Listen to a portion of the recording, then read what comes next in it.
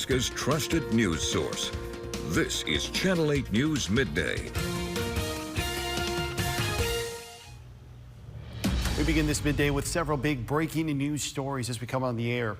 Trump in Beijing, the high-stakes issues on the table today as the U.S. president meets with the Chinese leader. Plus, tracking the polls, which candidates are moving on to the general elections in November after Nebraska's vote in the primary. And a burglary on repeat. A South Lincoln business struck for the second time within a month. Well, Lincoln Police is revealing about this latest break-in. But we begin with that burglary at Romantics early this morning. LPD telling us someone broke out a window and entered the business around 4 o'clock this morning. That store is located on South 10th Street, just across the street from our station. Police responding here in this video submitted to our Now Local News app. Police say the suspect took several items before leaving. They believe it was a man. He was wearing black clothing and carrying a bag. The business previously suffering another blow on April 15th. LPD says the two crimes are likely connected based on video evidence. If you know anything, reach out to LPD or you can anonymously report it to Crime Stoppers. Thank you for joining us, everyone. I'm Andrew Ward. Also breaking now, President Donald Trump arriving in China this morning for a high-stakes talks with Chinese President Xi Jinping. The White House wants to focus on trade and investments, but the war in Iran, Trump saying it could be part of the discussion. ABC's Olivia Rubin has the details on what to expect. This morning, President Trump touching down in China to a lavish welcome, complete with a red carpet. Trump kicking off a multi-day, high-stakes visit with Chinese President Xi Jinping. This is going to be a very exciting trip. A lot of good things are going to happen. The trip initially delayed due to escalating tensions involving the war in Iran.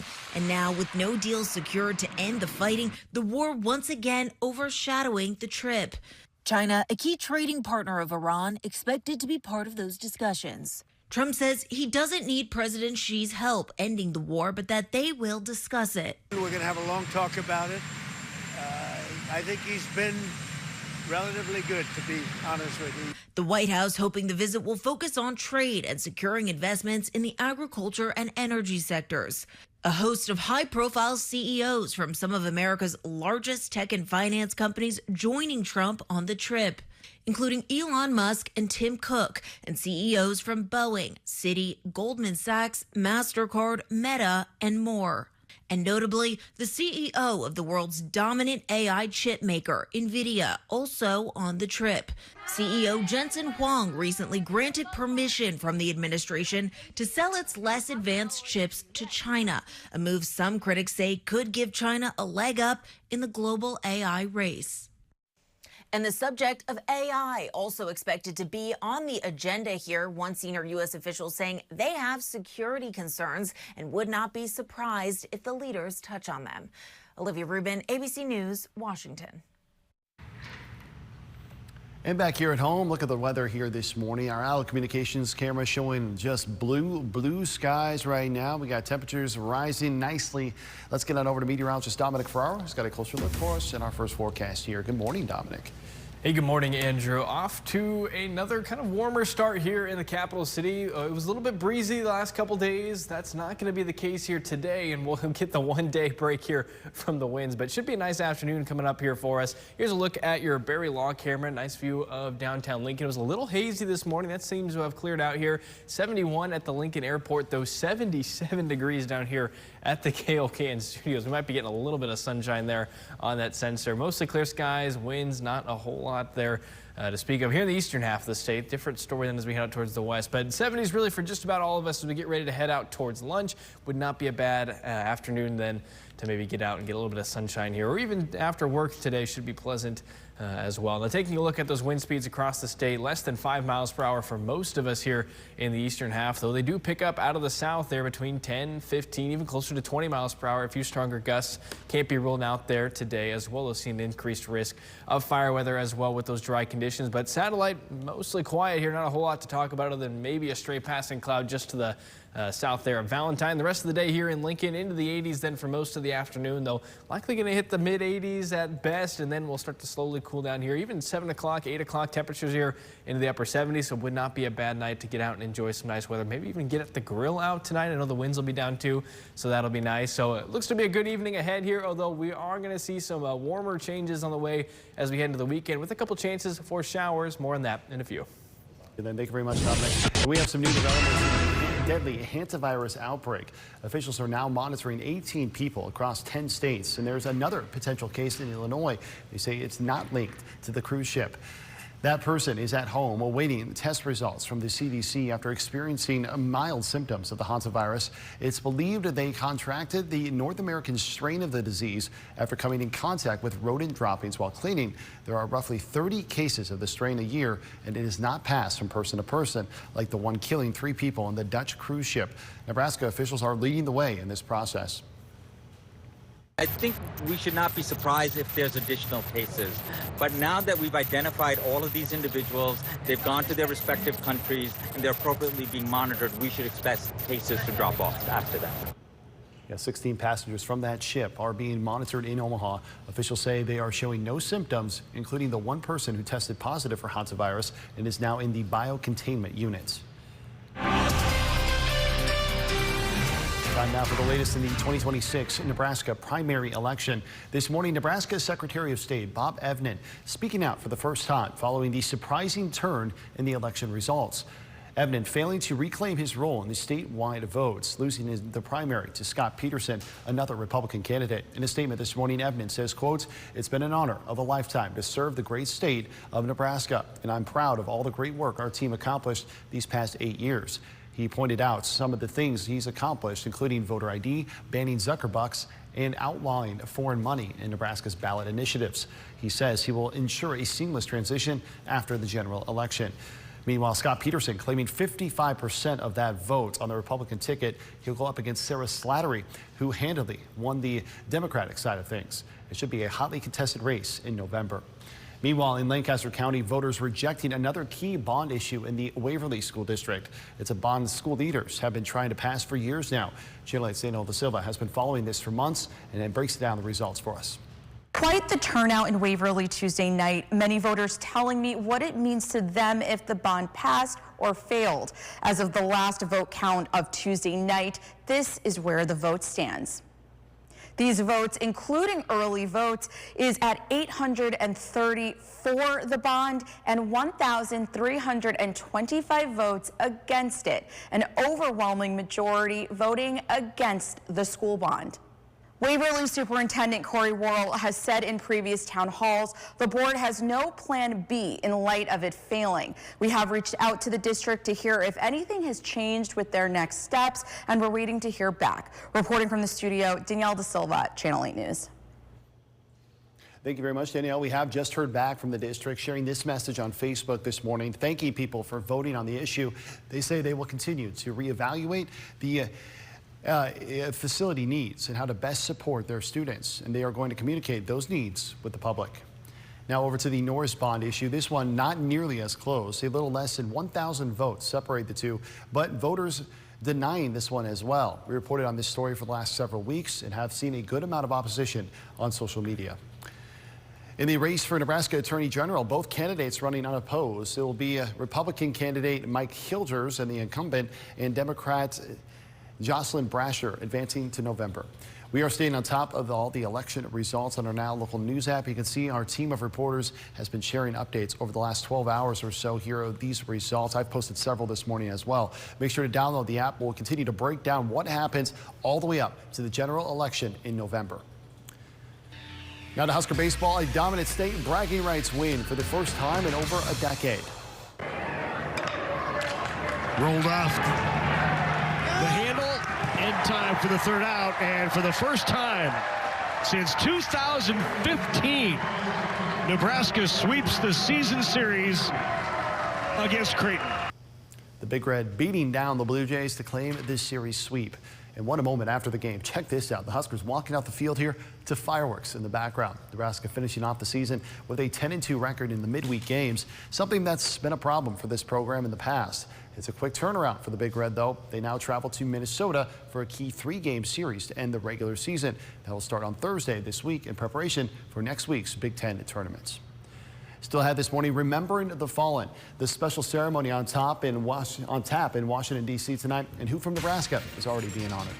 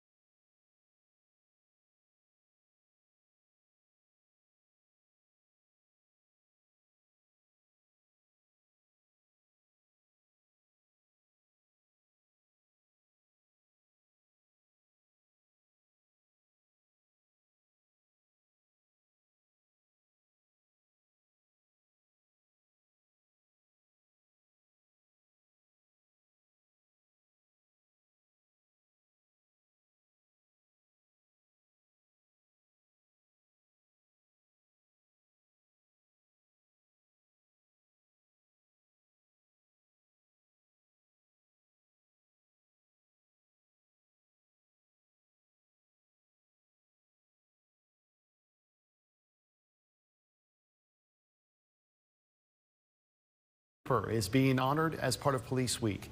NSP Trooper Kyle McCasey will have his name engraved and added to the National Law Enforcement Officers Memorial.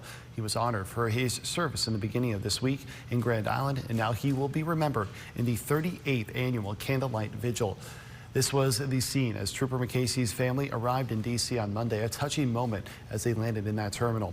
Here at home, Nebraska State Patrol remembered the 13 fallen troopers and 111 police officers killed in the line of duty in 2025. Tonight's Candlelight Vigil will start at 8 o'clock and be live streamed for those who cannot attend. A high percentage of Americans say they don't just have fun anymore, and engaging with arts can slow biological aging. Jen King explains in today's Wellness Report. A new study finds participating in the arts may help boost longevity by slowing down your rate of aging. Researchers at University of College London analyzed survey data and blood samples from about 3,500 adults who were part of this long-term study in the UK, including some who were very involved in the arts, as well as others who had little engagement with the arts. And they found a slower rate of aging held up for both the doers of the arts, so people who dance, sing, and make art, as well as those who take in art by going to concerts, theater, or museums. Well, some public bus and train systems are experimenting with aromatherapy. New Jersey Transit is one of them, putting lavender smells in its cleaning solutions. They hope to relax passengers and cut down on crime. Officials will study it and see how it goes. And the fun drought is real, and it's here. A study has found 1 in 2 Americans is massively lacking in the amount of fun in their lives. This state-by-state poll found 48% of the nation feels like just their overall life is lacking in fun, and 12% can't even remember the last time they had fun.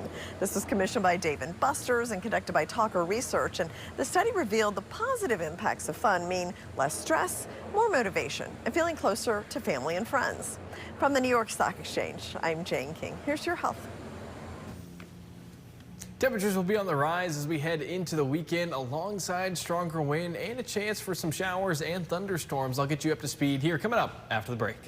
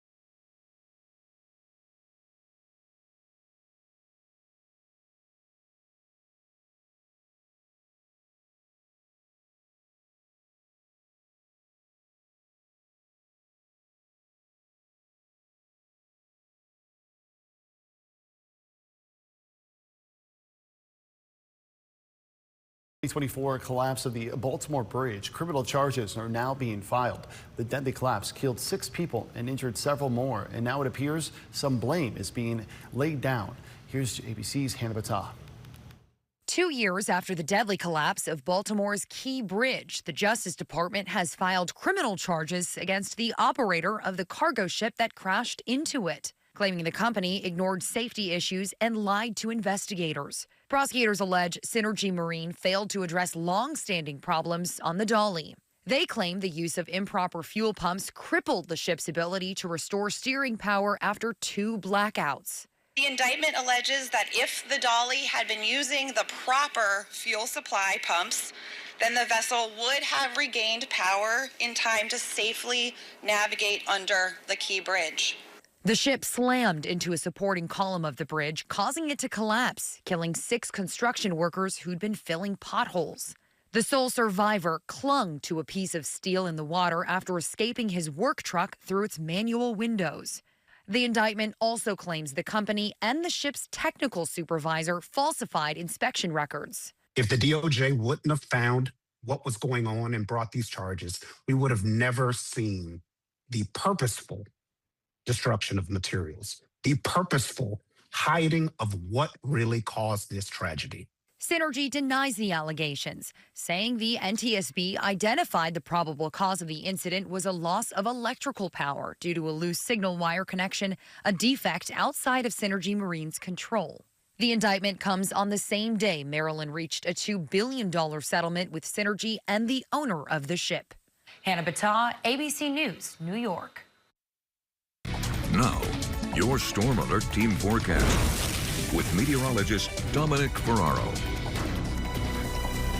Well, after we had a quiet couple days in there, things get a little busy as we get ready to head into the upcoming weekend. Definitely a breezy day on the way for your Thursday. Could see wind gusts between 45, maybe one close to 50 miles per hour here for the eastern half of the state. Hot, and then the humidity also going to return over the next several days as well. In fact, we're talking about temperatures here into the 90s for both Friday and into Saturday. And with that also comes the chance then for a few showers, possibly a strong to severe thunderstorm as we go throughout the weekend too. So we're going to get you all up to date here on everything here going forward. But for the moment, beautiful skies here on your Shones roofing camera, South 6 and Perkins Street in Beatrice. Temperatures for most of us into the 70s as we get ready to head out towards lunch, including 74 down in Beatrice, 75 already in Hebron, 74 as well for Grand Island, and 71 here in the capital city, though I don't think it'll be too much longer then until we're back into the mid-70s here with everybody else. This is a pretty quiet visible satellite loop. As you can see, just nothing out there, and that just shows you how beautiful it's going to be. Lots of high pressure in place. That's going to limit that cloud cover throughout the rest of the afternoon. Maybe a passing cloud here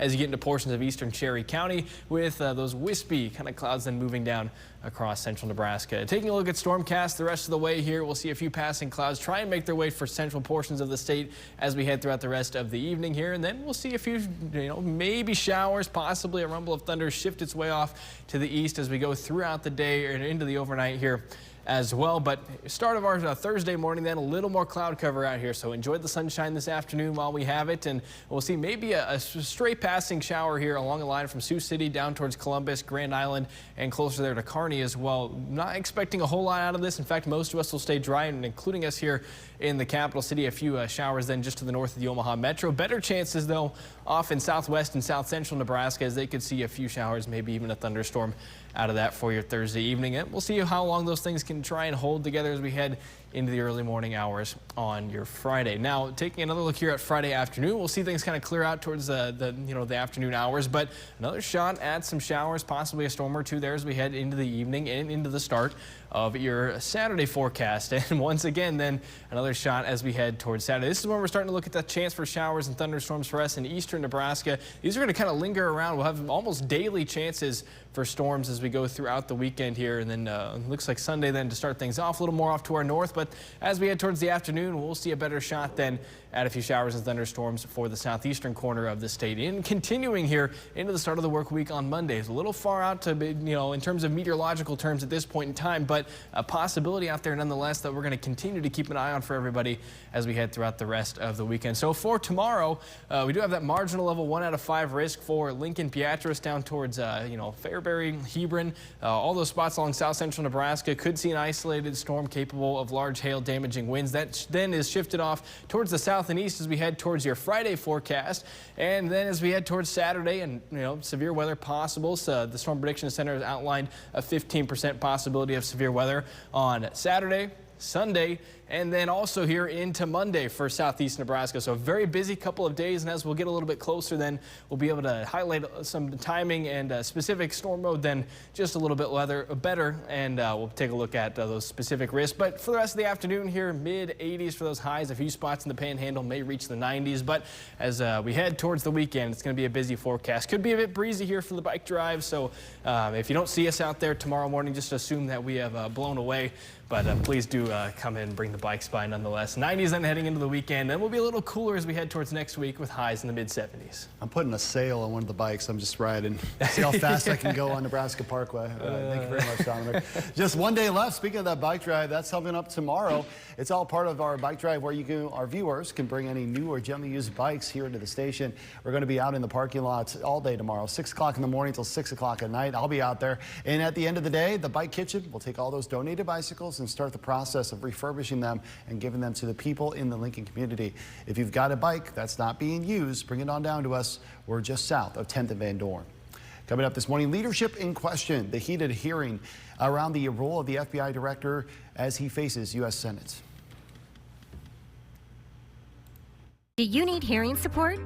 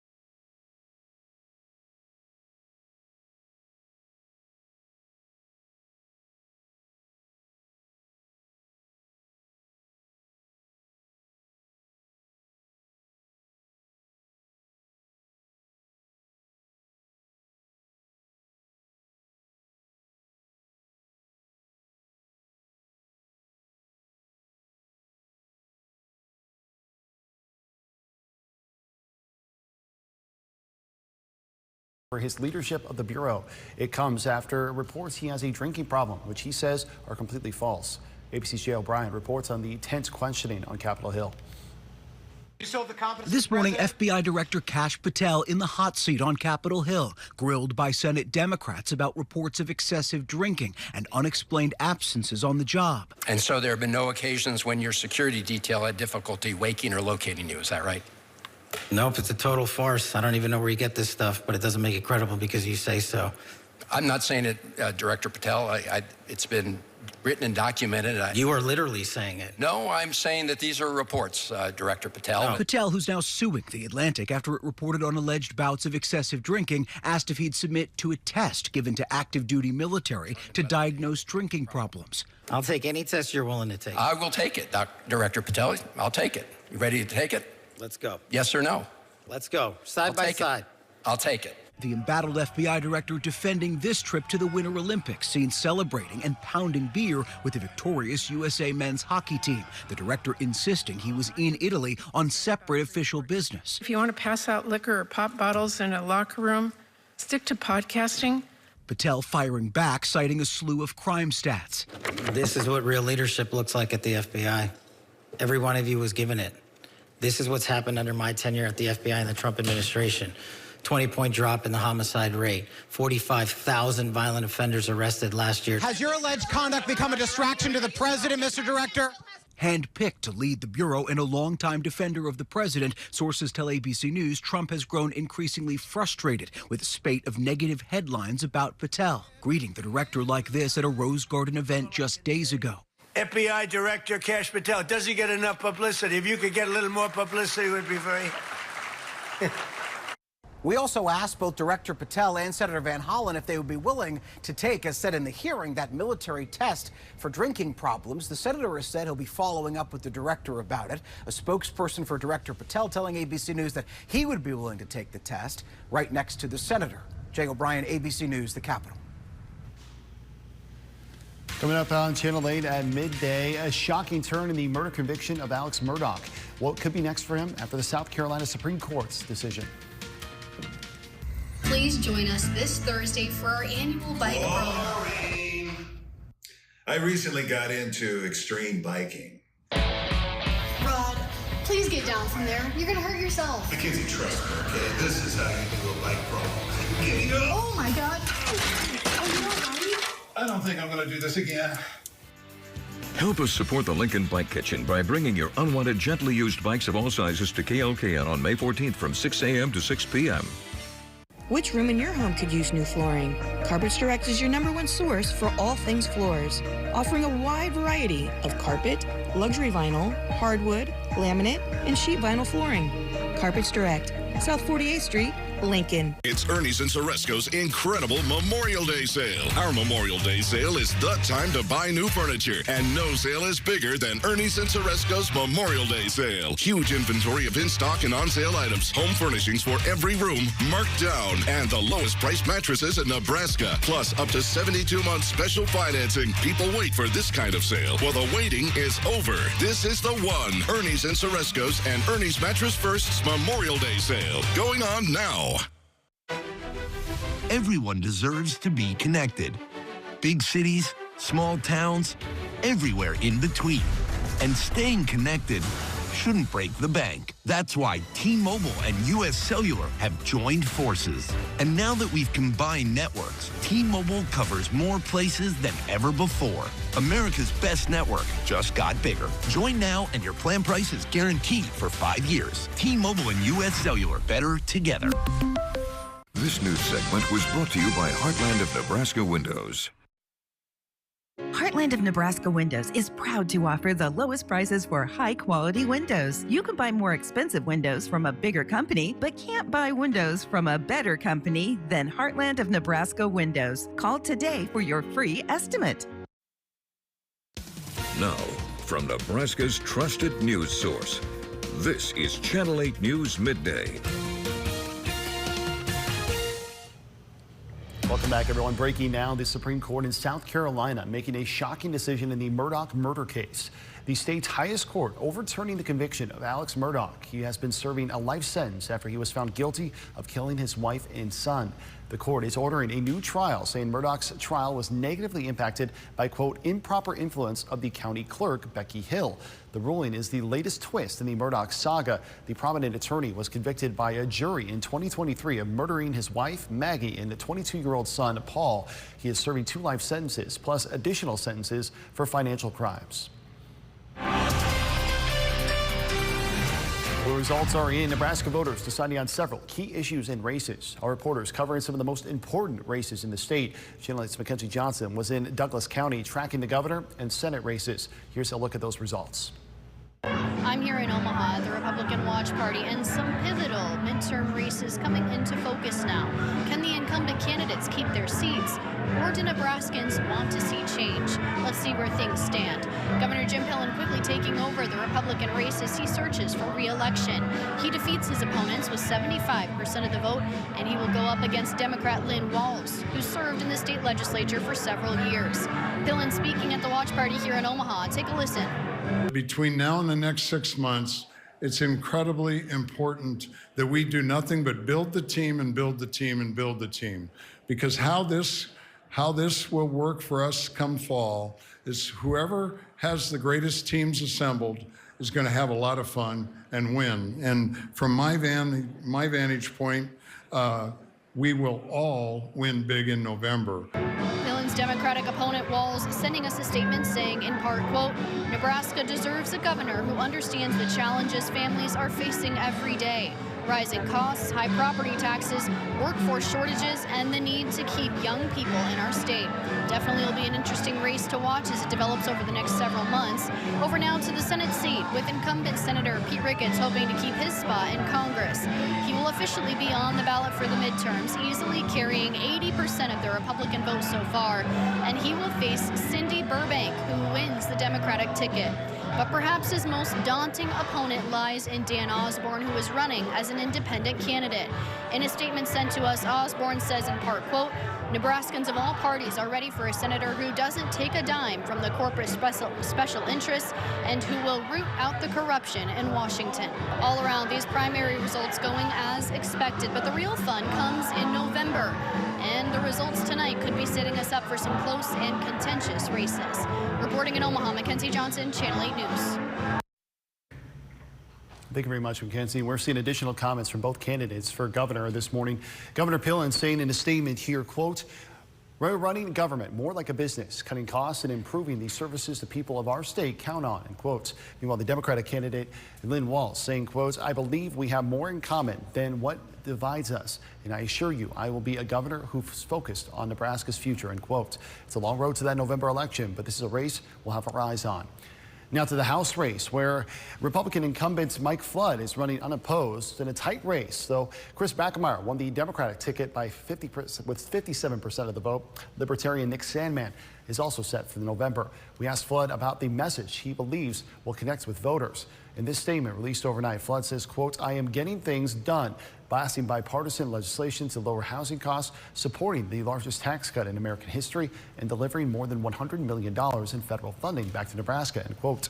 He'll be fighting to keep his role in the U.S. House in November. Now, one of the biggest races across the country, District 2 here, replacing Don Bacon in the House of Representatives. The results are far from over, with more than 9,000 votes left to be counted on Friday. Here's what we know at this hour. Brinker Harding is running unopposed for the Republican ticket. He'll be advancing to the November election. On the Democratic side, a little more than 1,000 votes separate the top two. Denise Powell narrowly leads John Kavanaugh. Some Democrats fear if Kavanaugh should win the whole thing, the governor will appoint his replacement in the legislature, a move they say could give state Republicans enough votes to change Nebraska to a winner-take-all system for electoral college votes, eliminating the blue dot entirely. Nebraska Democratic Party releasing this statement to us overnight. They say after seeing the primary results, quote, gone are the days of Pillen and Hageman weaponizing their offices against Nebraskans. Democratic women will get things done for the people, end quotes. All right, let's get to the weather here this morning. ABC seamless camera, not a lot of shake in that camera, which is a good sign. Lots of blue skies as well. And let's get to meteorologist Dominic Ferraro now. And Dominic, we got warm temperatures out there already. Oh, yeah, already. And we're on the way to the 80s, which is a fair bit higher than we're usually seeing here in close to mid-May. And it's only going to get warmer then as we head throughout the rest of the week. You know, it's such a rarity to not see this camera shaking in the wind. We had to show it twice here at the ABC seamless camera. But I mean, hey, clear skies at the moment, lots of just blue out there, beautiful as we head towards lunchtime. 70s for most of us, a few spots there into the mid to upper 70s, looking mainly at Hebron, Beatrice, they're both at 76. So on the way into the 80s for most of us this afternoon. And as we take a look at satellite there, that blue sky we were just showing you a couple seconds ago, that's the theme really for much of the state. As you can see, maybe a passing cloud there for eastern Cherry County and then down towards central Nebraska. But I mean, for the most part, things are going to stay fairly quiet. But it's not all entirely good news, as we are keeping an eye on the risk for fire weather, especially out for central and western Nebraska, where they have continued to be just bone dry here for much of the start of the spring and into the summer here. We do have that red flag warning in place from 1 o'clock today until 1 a.m. early Thursday morning. That's that pink colored county for North Platte out towards Scottsbluff, and also includes the city of O'Neill. Then a fire weather watch in place for tomorrow then as we head up to northeast Nebraska. The rest of the afternoon, though, here in the capital city into the mid-80s for those highs. Mostly sunny skies. Winds will stay on the light side too, but those winds are going to pick up for tomorrow as well as the temperatures heading into the weekend. More details on that in a few minutes. Much, Dominic. Right now, Bean Schonlau's family is raising money for rare pediatric brain cancer research. You may remember Bean, who is the brave 5-year-old who finished proton therapy for her inoperable brain tumor. Her family is now collecting donations that will go to the Children's National Hospital in Washington, D.C. They're directing their funds toward astroblastoma MN1 fusion. They're hoping their donations will support research on this treatment and create more hope for kids like Bean who are affected by this rare cancer. Her mother, Nicole, details why raising money for research to this specific cancer is so important. Astroblastoma is so rare that there's very little research, very little funding, and very few answers about what the future looks like for kids like Isla. That's why we're fundraising, because science hasn't caught up yet, because research saves lives, and because we want a future where if this cancer ever comes back, there are better options, better treatment, and more hope. They're also doing this in honor of Brain Cancer Awareness Month. They're accepting donations in the link at the Bravest Bean profile page. Still had this morning, inflation eating up a big chunk of family finances. What items in the grocery aisle are seeing the biggest jump? Next.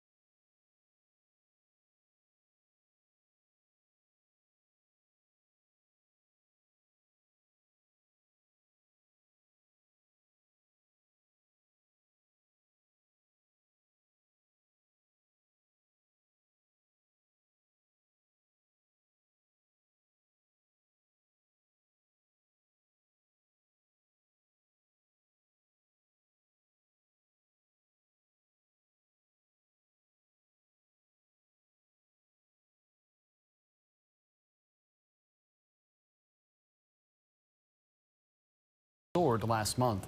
Here's Jane King with your Ag and Energy report. Tomato prices surged nearly 40% in April. The Consumer Price Index showed the price soaring on a combination of bad weather, high tariffs, and climbing transportation costs. Fresh fruits and vegetables, perishable items that faced higher shipping and trucking costs as fuel prices surged, were 6.5% in April from a year ago. Well, there was a more than 5% rise in gas prices in April, and that again drove inflation higher. That follows a 21% spike in March. So over the year so far, gas prices are up more than 28%. While elevated gas prices are one of the fastest and most noticeable impacts on the war of consumers, John Groton, a sector lead for energy, materials, and utilities at Thrivent, told USA Today supply chain disruptions for fertilizers, metals, and freight also risk driving up the cost of groceries, housing, and other consumer goods. Well, a startup company is tackling water shortages by pulling it out of the air. Startup Atoko is preparing production of a device that can produce 4,000 liters daily. Bloomberg reports the water isn't being made out of thin air by magic, but metallic organic frameworks. These are nanocrystalline structures engineered at an atomic level to attract specific molecules, and in this case, that's H2O. Well, severe drought in the U.S. plains has curbed production of hard red winter wheat, and that is expected to result in the smallest crop since 1972. No word yet on if or how much this will impact the cost of bread. From the New York Stock Exchange, I am Jane King with your Ag and Energy Report. Now, your Storm Alert Team Forecast with meteorologist Dominic Ferraro.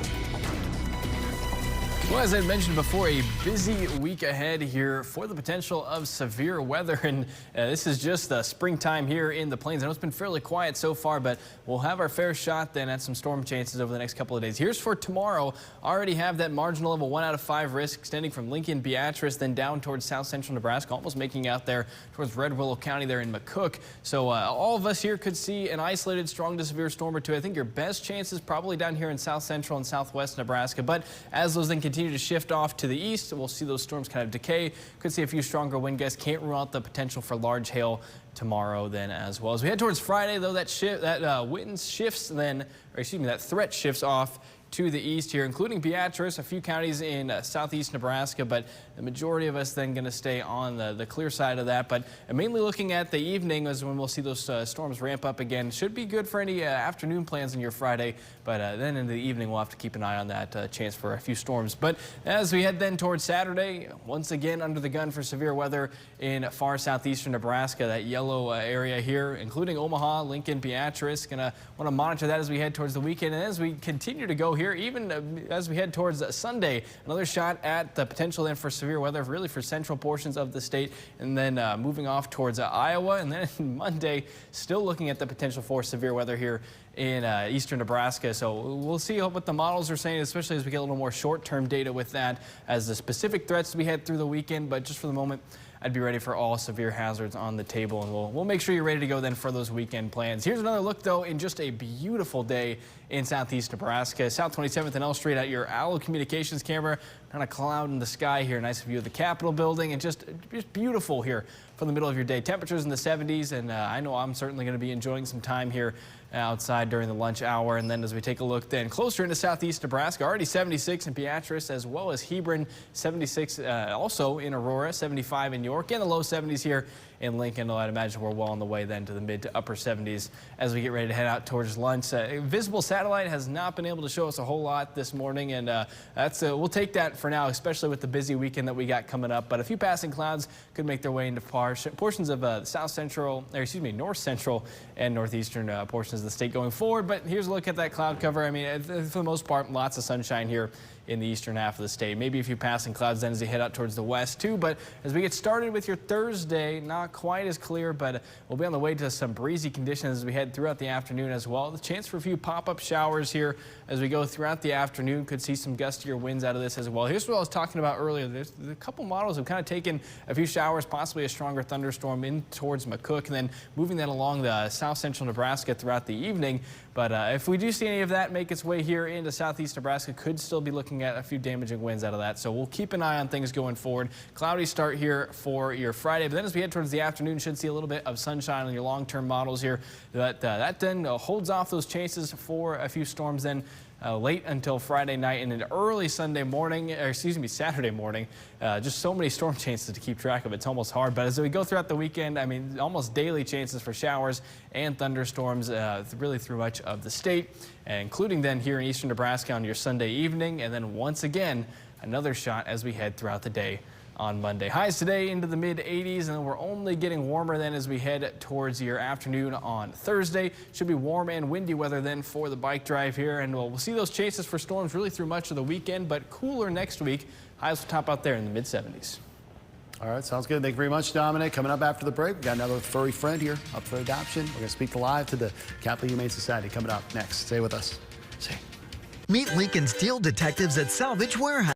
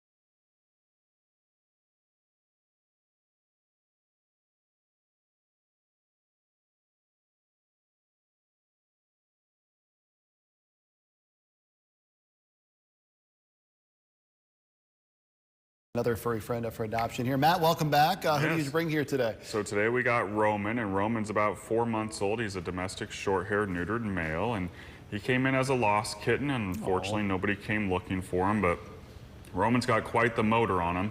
He's just purring away the whole time, and he'll like to be held and spend some time on your lap, but being a kitten, he's going to want to run around and keep you on your toes, and talking about you, Roman. Yeah.